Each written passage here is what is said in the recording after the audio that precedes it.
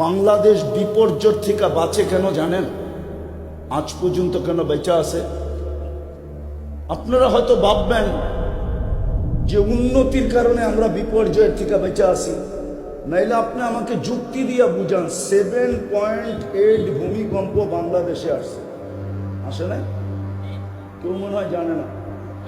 হ্যাঁ, কিন্তু বাংলাদেশে একটা টিনের ঘর পড়ে, কিন্তু এই 7.8 গত ডিসেম্বরে তুর্কিতে আসছে। 1.5 লক্ষ লোক মারা গেছে, এক শহর মাটির সাথে মিশা গেছে। বলেন সারা দুনিয়া যে চিৎকার দিতেছিল বাংলাদেশকে করুণা নিয়া, যে বাংলাদেশের মতো বিপর্যয় কখনো হয়, কোথাও হবে না, ওই তুলনায় বাংলাদেশে কোনো বিপর্যয়ই হয়। বরং করুণার রোগী বাংলাদেশে যত সুষ্ঠুভাবে সুন্দরভাবে আলেম ওলামার হাতে দাফন হয়েছে, দুনিয়ার কোথাও করুণার রোগী এরকম সুন্দরভাবে দাফন হয়। সত্য তো?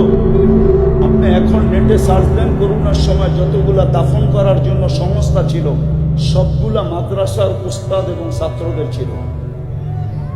কোনো বিপর্যয় ঘটে না। কেন? আমি দুনিয়া ঘুরে বলতেছি, রাগ হয় না আমার সাথে আবার কেউ।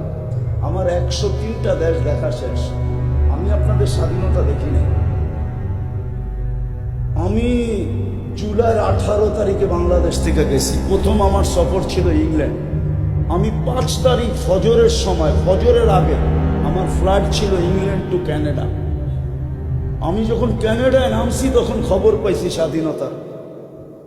তারপরে আমি 13 তারিখে আবার ফিরছি ইংল্যান্ডে, 14 তারিখে আসছি আমি মিশরে, 16 তারিখে আসছি আমি মদিনা মুনাব্বারায়, 17 তারিখে ছিলাম মক্কা মুকাররমায়।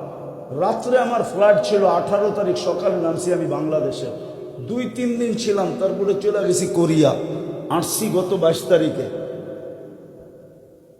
আমাকে বুঝাইতে হবে না, আমার উন্নত বিশ্ব দেখা শেষ, শুধু একটা বাকি আছে, নিউজিল্যান্ড। ইনশাআল্লাহ অচিরেই ওইটাও পুরো হবে।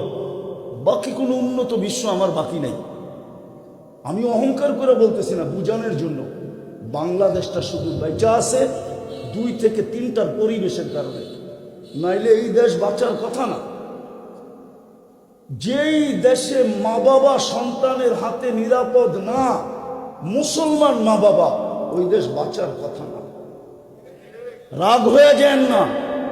এখন আজকে মুখ খুলতেছি, যেই দেশের নেতারা, শীর্ষস্থানীয় সমাজপতিরা যুবকের জিন্দেগি বরবাদ করার জন্য